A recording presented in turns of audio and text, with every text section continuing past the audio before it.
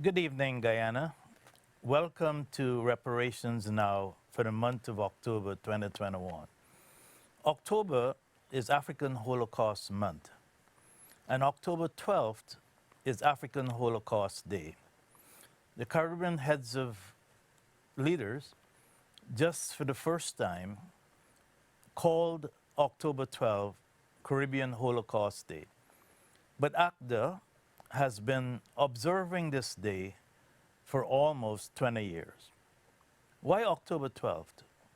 Well, because in 1492, on October 12th, Columbus came to these parts and started the extermination of Indians, Amerindian people, and ultimately this led to slavery, indentureship, colonialization, and as we see today, neocolonialization. So it's one of the worst days in our history, especially African history. So this program is dedicated to Holocaust Day, African Holocaust Day, and African Holocaust Month. But what is the situation in Guyana? Most Guyanese don't know that 473,000 Africans died to build Guyana over 200 years. That seems to be lost in our history. And that is our Holocaust in Guyana. There's a much broader Holocaust with slavery, but in Guyana, those are the facts. And that's why we have the Guyana Reparations Committee working jointly with 12 other countries in CARICOM to seek reparations. Guyana will be seeking reparations from the British and from the Dutch, who enslaved Africans in Guyana. But beyond that, Guyana also has a unique situation. Guyana gave reparations to indigenous people through the Amerindian Act of 2006. They got land, they got a Tushaus Council, an Amerindian Development Fund. This is a law, this is precedent. So Africans in Guyana will be seeking reparations from the government of Guyana because it was in 2006 when we were our own sovereign state that this act was passed. So today, this program is dedicated to that. This program is also being recorded on October 18th. And we just learned today that Colin Powell died from complications with COVID-19. 30 years ago to the date, I had lunch with Colin Powell. He was the U.S. Chief of Staff, Defense Staff, and I was a White House fellow. He was an incredible human being. He was the 18th White House fellow, because that program started in 1964. And of course, Colin Powell will go down in history as a great African American and a great American. So we send condolences to his family. The dance we started with was entitled Spirit, choreographed by William B. Bell. And that sets the stage for today's program. I'd like to read Ode to Our Ancestors to recognize them, to acknowledge them. This was written by Dr. Ray Higgins of the African Spiritual Center. And it goes like this. O African ancestors, blacker than 1,000 midnights. O African ancestors, it is you that we honor. Your children and your grandchildren give respect and honor. O African ancestors, we call upon you and welcome you in this place. O African ancestors, let your presence fill this place. O African ancestors, who have been purposely excluded from the history books so that the world does not know or would not know your glory. O African ancestors, who gave civilization to the world. O African ancestors, who gave the arts to the world. O African ancestors, who gave music to the world. O African ancestors, who gave the sciences to the world. O African ancestors, who gave mathematics to the world. O African ancestors who gave medicine to the world. O African ancestors who gave literature to the world. O African ancestors who gave philosophy to the world. O African ancestors who gave God consciousness to the world. We thank you for devoting your life to making a future for us and your children and your grandchildren. Now stand with us, strengthen us, guide us, teach us, and protect us from the snare of our enemies. Rise up, O African ancestors, and let our enemies be scattered, and give us the wisdom and boldness to deal with our oppressors and those who hinder the liberation of our people. Rise up, O African ancestors, and live within us. We will not fail to honor you. We will not fail to respect you. We will not fail to hear you. And we will not betray you. Ashe, Ashe, Ashe. Now, Columbus came here, these parts of the world, in 1492. And the question therefore becomes, what were Africans doing in 1492? So we'd like to share with you this video that speaks to the issue of what Africans were doing in 1492. The year 1492 is of great significance to the Western world because that's when Christopher Columbus sailed the Atlantic Ocean, landing in the New World. We make a pretty big deal about it. Since this date is so significant to us, I thought I'd talk about what was happening in Africa around this time in the late 15th century. First, I want to put some things in context. We all know that Christopher Columbus was not the first to sail the Atlantic Ocean, and many people now seem to be aware that other people also sailed the Atlantic. But seldom do we explore when Africans did so.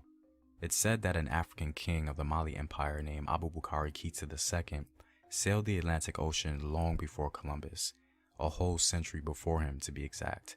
Now, the success of his trip is a mystery, but the fact that he did this is well documented by Mansa Musa himself. The Arab-Egyptian scholar named al-Umari, who spoke with Mansa Musa concerning how he ascended the throne, wrote down what the Malayan king told him. According to al-Umari, this is what Mansa Musa told him. The ruler who preceded me did not believe it was impossible to reach the extremity of the ocean that encircles the earth. He wanted to reach that end and was determined to pursue his plan. So he equipped 200 boats full of men and many others with water, gold, and provisions, sufficient for several years. He ordered the captain not to return until he had reached the other end of the ocean, or until he had exhausted the provisions and water. So they set out on their journey. They were absent for a long period, and at last just one boat returned. When questioned, the captain replied, "O Prince, we navigated for a long period until we saw in the midst of the ocean a great river which flowed massively. My boat was the last one. Others were ahead of me, and they were drowned in the great whirlpool and never came out again. I sailed back to escape this current." But the Sultan would not believe him. He ordered 2,000 boats to be equipped for him and for his men, and 1,000 more for water and provisions. Then he conferred the regency on me for the term of his absence, and departed with his men, never to return or show any sign of life. In this manner, I became the sole ruler of the empire. In fact, Columbus himself was apparently inspired to take his third voyage because of hearing rumors of Africans sailing the Atlantic. According to the abstract of Columbus's log made by Bartolomeu de las Casas, the purpose of Columbus's third voyage was to test both the claims of King John II of Portugal that canoes had been found which set out from the coast of Guinea and sailed to the west with merchandise, as well as the claims of the native inhabitants of the Caribbean island of Hispaniola that from the south and the southeast had come black people whose spears were made of a metal called ganin, from which it was found that of 32 parts, 18 were gold, 6 were silver, and 8 copper. Columbus and the people of the Iberian Peninsula of Portugal and Spain were very familiar with African people. In fact, the only reason that Columbus was able to sail to the Americas in 1492 was because the Spaniards had just taken back Spain from the Moors after 700 plus years of North African subjugation. Columbus was no slouch at all. He knew very well that the Moors had navigation skills as they sailed the sea to come to Spain to begin with. So Columbus took with him a Moor named Pedro Alonso Nino, who was the navigator or pilot of Columbus's first and third journey. Now, with all that context out of the way, what was going on in the rest of Africa around 1492 during the late 15th century? Well, in West Africa, the classical empire of Songhai was just in its first phases. The great founder of the Songhai Empire, Sunni Ali, just died in 1492, but during his tenure, he was dismantling the Mali Empire, becoming the greatest conqueror king West Africa had ever seen. Sunni was the most powerful warrior king and had more soldiers than any of his predecessors. In his expeditions, he subdued many lands and became feared amongst his enemies. The Tariq el-Fatash, a book written by an African scholar at Timbuktu, had this to say about Sunni Ali. Chi Ali was always victorious and destroyed all the countries that he chose. None of his armies in his presence were defeated. Always the conqueror, never defeated. Right under the vast Songhai Empire lie the Empire of Benin. Benin during this time in 1492 was ruled by the great Oba Ozoluwa. During his long period as sovereign, Ozoluwa transformed Benin from a moderately large kingdom into an empire. Hailed as Ozoluwa the Conqueror, oral histories report that he fought more than 200 battles. Even though his reign was marked with some instability, he still managed to expand Benin into an empire, and by 1492, his reign was well seasoned and Benin growing. Oba Ozuluwa was the son of the legendary king Oba Awari the Great of Benin, and because of his accomplishments, Oba Ozuluwa became a very important Oba in both the history of the Benin Empire and in the folklore and celebrations in the region. In Central Africa, for the Kanem Empire, 1492 was a crucial moment. Years earlier, the Kanembu were defeated by the Bulala, and their capital of Njimi was taken over. In 1484, the ruler of Kanem, Mai Ali Gaji, constructed a new capital in Borno in northern Nigeria called Ngazagarma, and from that base, the Kanembu intermarried with the local population, creating a new ethnic group called the Kanuri. The establishment of a new base for refugees of Kanem was crucial for the revival of the Kanem Empire, and so, in 1492, Mai Ali Gaji was able to rally the troops and begin conquering a lot of territory with the end goal of reconquering their homeland. And in 1497, Mai Ali Gaji had developed his Borno Empire to such an extent that he was able to return to Kanem and retake the ancestral capital of Njimi from the Bulala. This event was no doubt one of the greatest moments in Central African history and the most important event for the survival of the Kanem Empire's legacy. Also in Central Africa, it was the beginning of the end for the Congo Empire. In 1492, Congo was just being introduced to Christianity for the first time by the disingenuous motives of the Portuguese. King Nzinga Nkuwu sent his ambassador Kasuta to Portugal and instructed him to request priests, carpenters, and stonemasons to build a house of prayer. He also sent Congolese nobles and children to learn Portuguese and become Christians. In 1491, King Nzinga Nkuwu of Congo was baptized and officially accepted Christianity. His baptism was well documented, as he's said to have sat on a throne carved of ivory and wood, which was placed on a high platform, and he also wore a tall crown they called mpu. The primary reason for the conversion of King Nzinga Nkuwu was articulated by Alan Schofield. It was only then the Portuguese learnt the real reason for the quick conversion. The kingdom was on the point of civil war. Several people were rebelling against the central power, and that Mwene Congo was about to help his son, Afonso, put down the revolt. Naturally, he wanted Portuguese aid. One must try to imagine the Portuguese at this moment. There were not many of them by comparison with their black host. They had come to this remote place to proselytize and begin a trading organization, and within a few weeks of their arrival, they were being asked to take part in a war which did not concern them in the least. But the request came from a brother in Christ, and it was not possible to refuse. So a black army marched out on the Central African field of battle under the banner of the cross, accompanied by a number of white mercenaries carrying muskets. It is hardly surprising that they won the day and returned to the capital in triumph. In gratitude, the Mwene Congo settled the Portuguese in one section of the town, not too far from his own palace, and the two races lived in such amity that doors, it is said, were never closed, and there was no need for guards. The coexistence had begun. Even though King Nzinga Nkugu clearly had other motivations for his conversion, the actions he took to integrate the Portuguese into Congolese society had disastrous effects, especially because his son, a true convert to Christianity, thought of the Portuguese as his Christian brothers, while they certainly did not think of him or the Congolese as such. They sought to control Congo and drain it of its resources. In southern Africa, around 1492, the Shona kingdom of Mwene Mutapa became the premier Shona state in the region. The founder of Mwene Mutapa, Inyatsimba Mutota, had a son named Matope, who extended Mutapa into an empire during this time. King Matope became very wealthy by exploiting copper and ivory from the Middle Zambezi. King Matope's armies overran the kingdom of Manyinka, as well as the coastal kingdoms of Keteve and others, turning Mwene Mutapa into a vast empire. Much later, a Portuguese chronicler named Antonio Baccaro tells us about Mwene Mutapa. The emperor shows great charity to the blind and maimed, for these are called the king's poor, and have land and revenues for their subsistence. And when they wish to pass through the kingdoms, wherever they come, food and drinks are given to them at the public cost as long as they remain there. And when they leave that place to go to another, they are provided with what is necessary for their journey and a guide, and someone to carry their wallet to the next village. In every place where they come, there is the same obligation, under penalty that those who fail therein shall be punished by the king.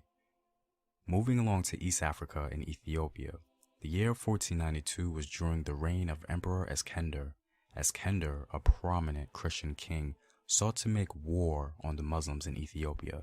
It was during this time that raids and counter-raids between the Ethiopian Christians and Muslim powers intensified. This period was the beginning stages of determining which religion would have dominion over Ethiopia, Christianity or Islam.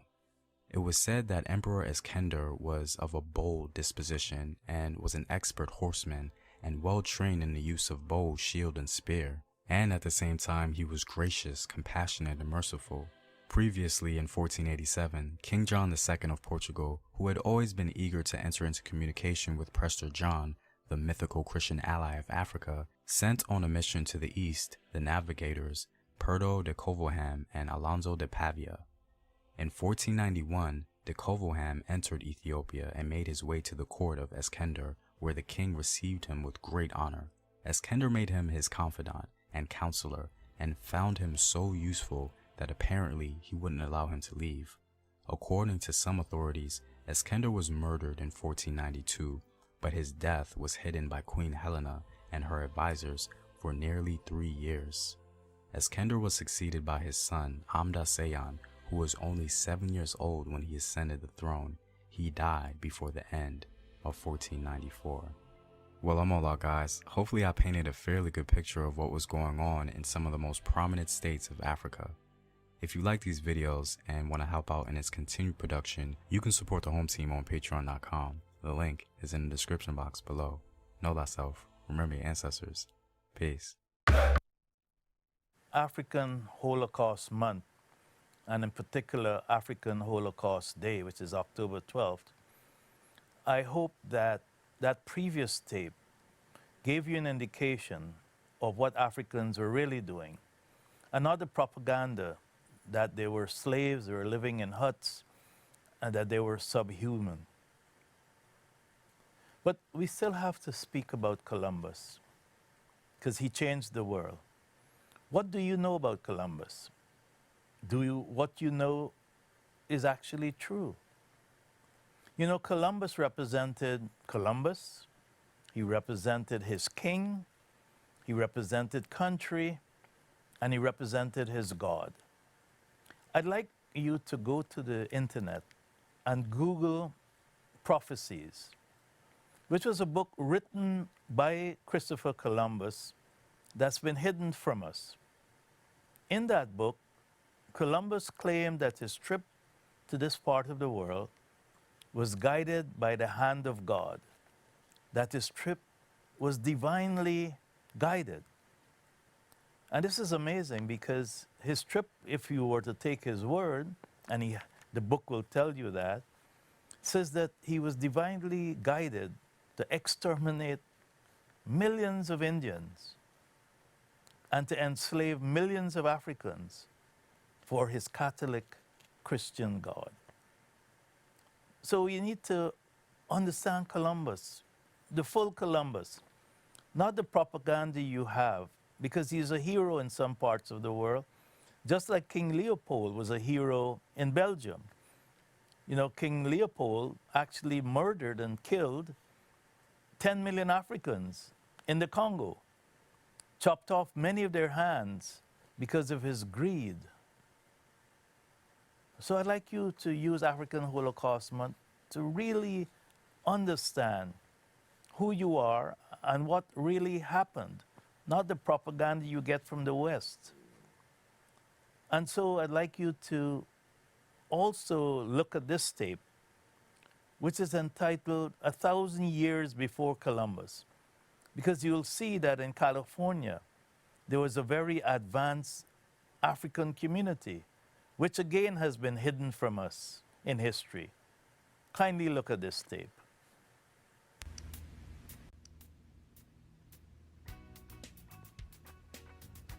I know thy works and tribulation and poverty, but thou art rich.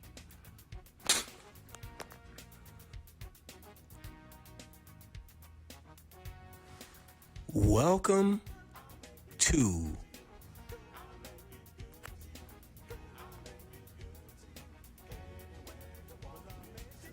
the Black Excellence and Abundance Channel.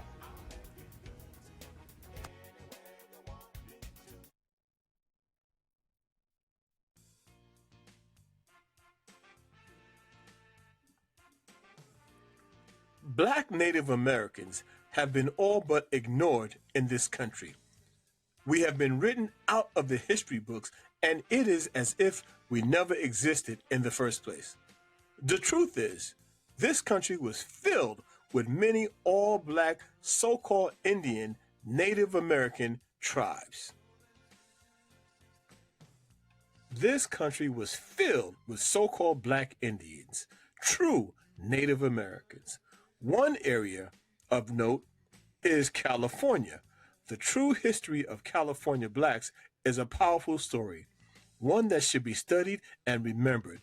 I urge you to please do your research, and you will be surprised by the majestic history of our people here in this country. They were California Blacks, or Khalifians, also referred to as Khalifians, spelt with a KH. The California Blacks were one of the largest and oldest native nations in the Americas. They were the people Europeans originally referred to as the Red Man. One account of what it was really like in California comes from the writing of historian Robert Beverly from the 1700s. He writes, "Far and away the most beautiful city on earth, 5 times the size of London or Rome, great towers and buildings rising from the water, 60,000 gleaming houses, how spacious and well built they were, of beautiful stonework and cedar wood and wood of other sweet scented trees. Many streets and boulevards were so neat and well swept despite the multitude of inhabitants, crisscrossed with a complete network of channels like an enormous Venice, but also remarkable floating gardens that remain from nowhere else on earth." So you see, Black Native Americans not only lived here, but we thrived here. And we thrived for thousands of years before Columbus. As a matter of fact, blacks were in this country even before the birth of the Savior. before Jesus Christ, Yeshua HaMashiach. California Native American identity. The original indigenous inhabitants of California were the descendants of West Africa, South America's Olmeca Zai Empire, 1500 to 400 BCE, Egypt, Asia, and the Pacific Islands, creating a mixed cultural nation that thrived for thousands of years in peace.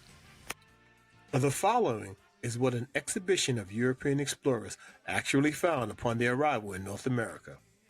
There were huge aqueducts transported America's water from fresh springs.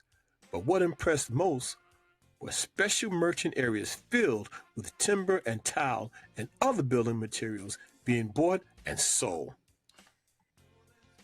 There were green grocers, streets where everyone could buy every sort of vegetable, fruit, honey, and chocolate. Astonished by personal cleanliness and hygiene of the colorfully dressed people and by their extravagant use of soaps, deodorant, and breath sweeteners. According to Beverly, there were nations that were scientifically advanced. They were highly civilized populations with an abundance of gold and wealth whose history spanned thousands of years. Ancient America was notably one of the most advanced civilizations in antiquity. This was before Christ, before the Spaniards, before Mexicans, before the Clovis people who crossed the Bering Straits, before what is now known as the Native American Indian or Euro conversions. No European who had tasted the life of Indians can afterwards not bear to live in any other society. Benjamin Franklin. Franklin also wrote, "There is no force in Indian societies, no prisons, no officers to inflict punishment." Benjamin Franklin. You see, we weren't all brought on ships called Jesus, Liberty, Grace, Justice, or Mercy. Our ancestors were already here, natives to this land, long before Columbus.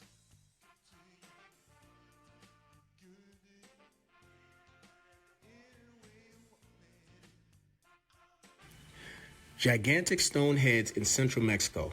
The Olmec civilization was the first significant civilization in Mesoamerica deemed mother culture of Mexico by some historians. This civilization, dominated by Africans, is best known for the colossal carved heads in central Mexico that served as even more evidence that Africans sailed to the New World before Columbus. The heads are clearly crafted in the likeness of Africans. The same civilization that created these giant heads was also responsible for introducing written language, arts, sophisticated astronomy, and mathematics to a Mesoamerican civilization, ancient African historian Professor Ivan van Sertima explained. We do want to point out that there is evidence of other races in the Americas prior to the arrival of Columbus.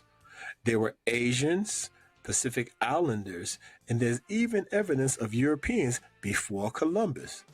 But the landscape was definitely dominated by the black people, the black Native Americans.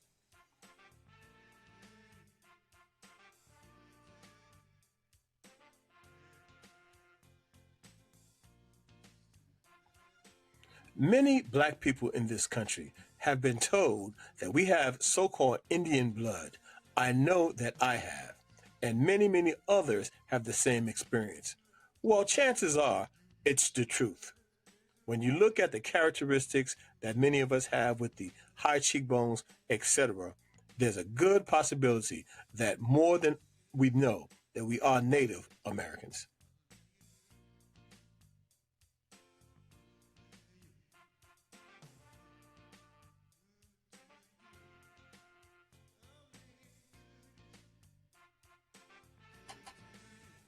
While we know that many of our ancestors did come in on slave ships, however, we know that there is proof that millions upon millions of our ancestors were here before Columbus, before the transatlantic slave trade. So yes, folks, there is overwhelming evidence that suggests that the first Americans were actually black people. There is archaeological evidence, there's written evidence, and there's oral evidence, which proves that black people are the first Americans. I hope you learned a lot about Africans in California. But there's a lot more I'd like you to know around the date 1492. Many of you may have read that the Moors ruled Europe for 7 centuries. And that rule ended in about 1492. So 1492 is a very important day. But do you know that Beethoven, the famous musician, was black? Yes, his mother was a Moor. And do you know, for example, that the father of Russian literature was black? Alexander Pushkin. There's a lot more we need to know about ourselves so that our children, their self-esteem will not be diminished the way it's being diminished by all the media propaganda that they hear. So let's listen and look at this video about the Moors because it may surprise you.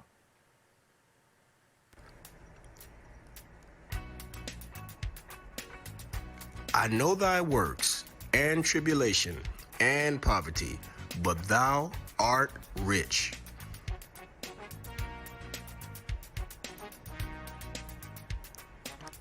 Welcome to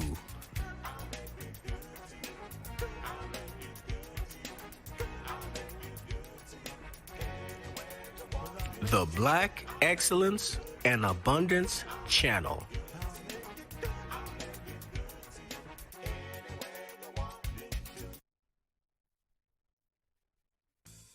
The Moors have a very rich history, and they ruled Spain and parts of Europe from the year 711 to around 1492.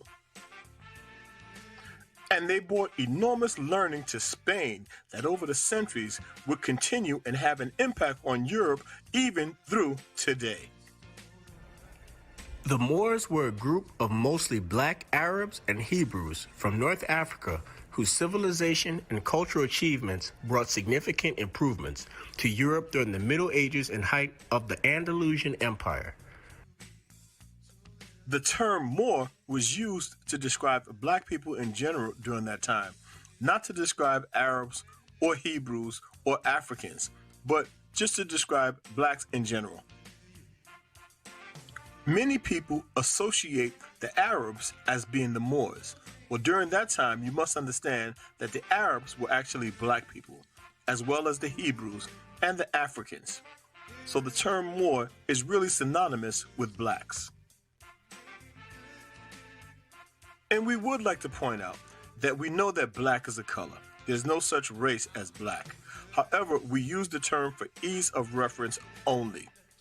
We know that most black people in America, whether they know it or not, are descendants of the original biblical Hebrews. The Moors brought many advancements to Europe which were not known during that time, including advancements in the sciences. These scientific achievements came at a dark time in Europe's history and brought an overabundance of positive change to the region as a whole. The achievements and advancements brought by the Moors span across the fields of astronomy, philosophy, and mathematics, as well as architecture, medicine, and others. They brought new technologies and a new numbering system. Much of these advancements can be attributed to an emphasis on education by the Moors. One of the most fascinating examples of the architectural achievements the Moors brought to Europe can be witnessed in the magnificent Alhambra in Granada in Spain. This fascinating edifice is still standing today and is one of Spain's major tourist attractions. The architecture of the building can be attributed to mastering and usage of geometry and ratio concepts applied to its design and construction. The entire building, from foundation to wall art, is based entirely on a single ratio. This creates a sense of perfection in every aspect of the structure. It demonstrates the incredible architectural abilities of the Moors and was well ahead of the times. These are actual pictures of the site as it stands today. Almost 1,000 years later, these buildings still stand. Built by the Moors in Spain.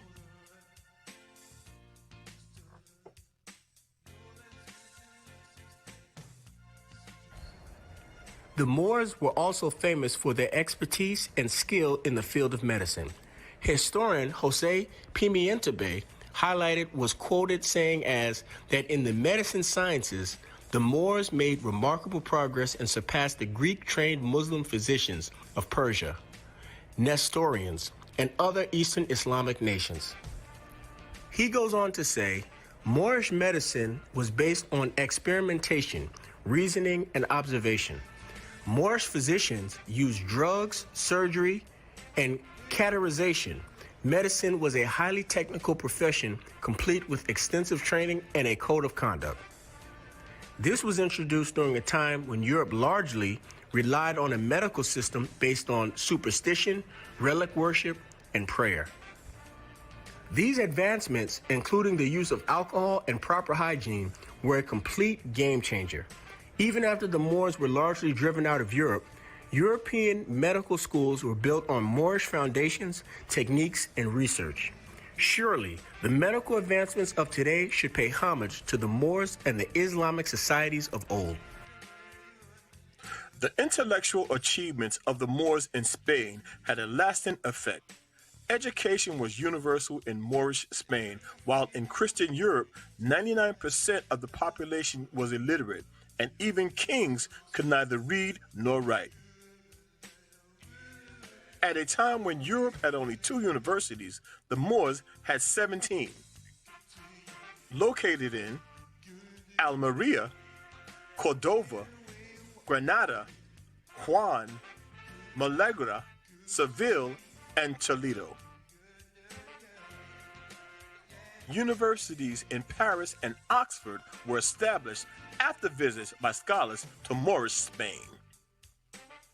It was this system of education taken to Europe by the Moors that seeded the European Renaissance and brought the continent out of the 1,000 years of intellectual and technical gloom of the Middle Ages.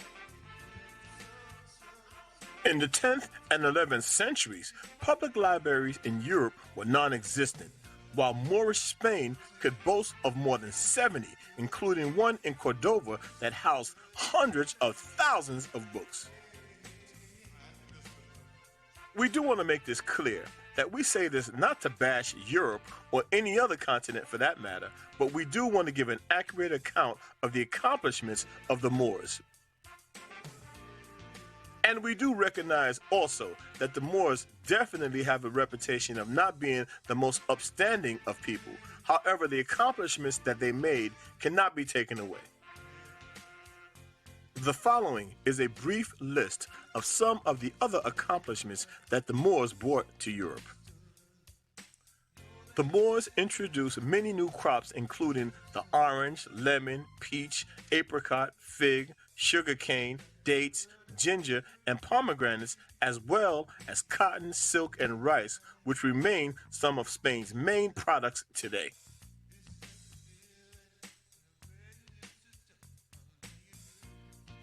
The Moorish rulers lived in stupendous palaces, while the monarchs of Germany, France, and England dwelt in big barns with no windows and no chimneys, and with only a hole in the roof for the exit of smoke. The Moors introduced paper to Europe and Arabic numerals, which replaced the Roman system. Prior to that, the Romans counted using alphabets and not numbers. At its height, Cordoba, the heart of the Moorish territory of Spain, was the most modern city in Europe. The streets were well paved with raised sidewalks for pedestrians. During the night, 10 miles of streets were well illuminated by lamps. This was hundreds of years before there were any paved streets in Paris or a street lamp in London. Cordova had 900 public baths. And you must remember, this was the time before homes had bathtubs and baths. We're told that a poor Moor would go without food rather than soap.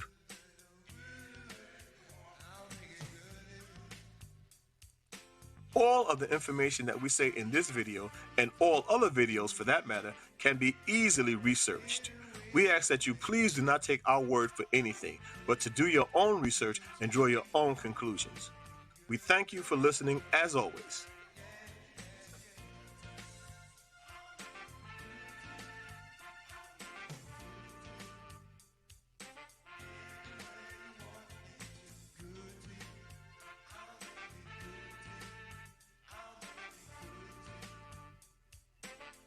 The Black Excellence in Abundance.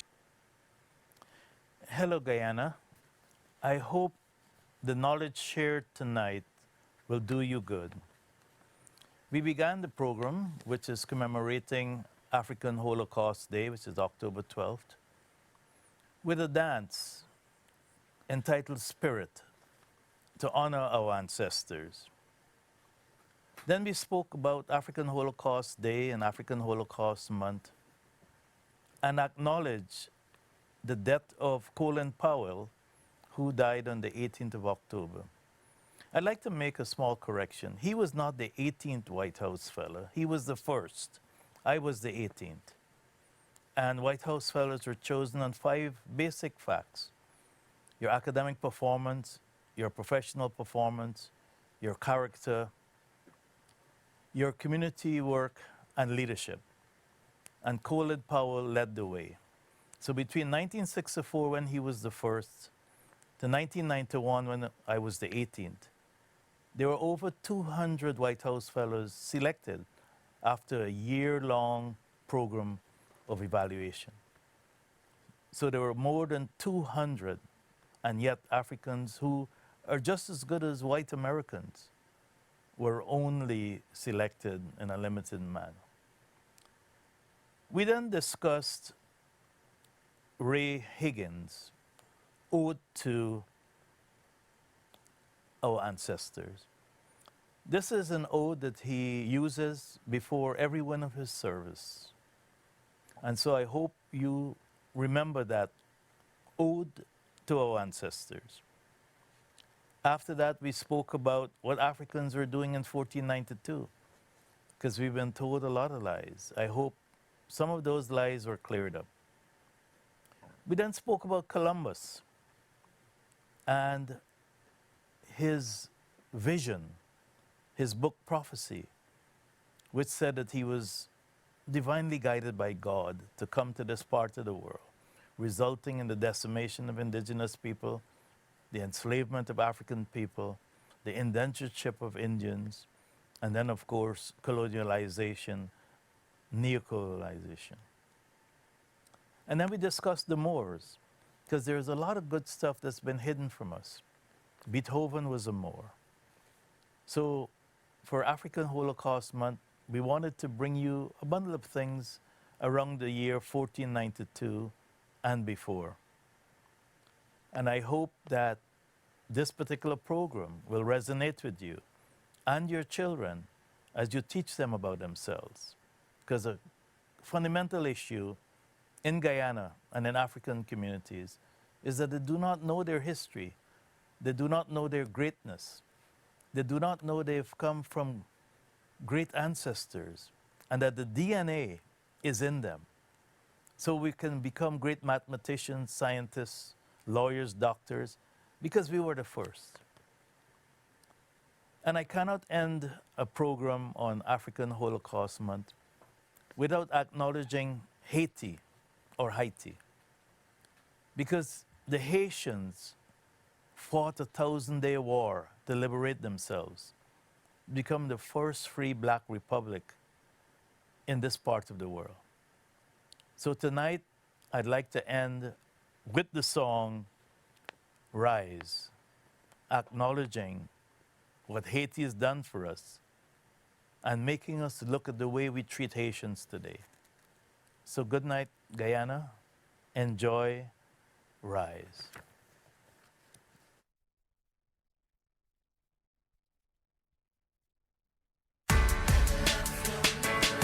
I just love it, huh? Let's take it from our hearts and spread it wide. Gotta bring this one out for my brothers and sisters, my neighbors. We got a long road ahead.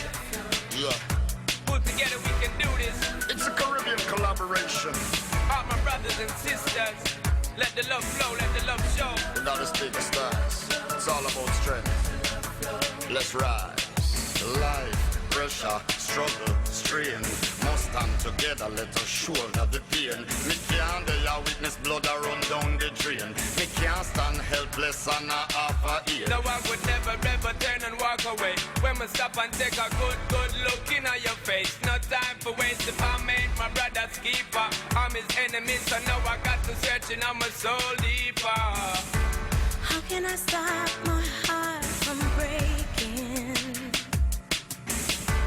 What can I do to ease the pain?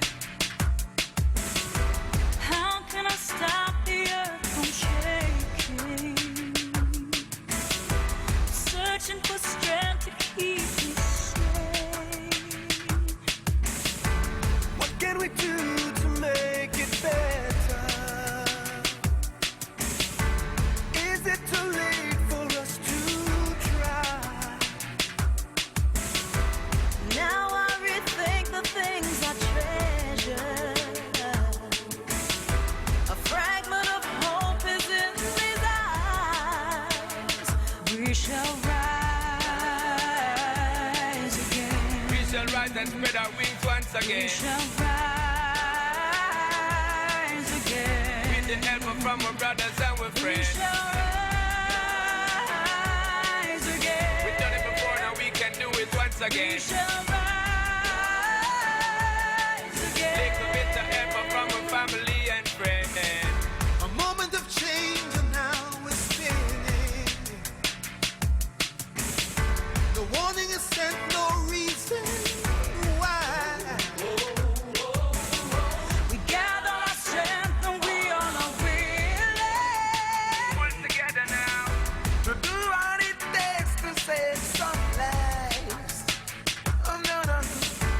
Tragedy came and really gave us a chance to show we really care. We're one and the same, we are neighbors. The burden is all for us to bear. We shall rise again. Oh, Jacques, let's shake it rise again. We shall rise again. We shall rise again. We shall rise again, coming from the bottom. Come together and let's solve the problem. Problem. Everybody got them. But them I make the money so they don't want to solve it. And the days and the nights will fall. But I know we'll carry on. Now it's time for us to stay strong. So let's come together. We shall rise.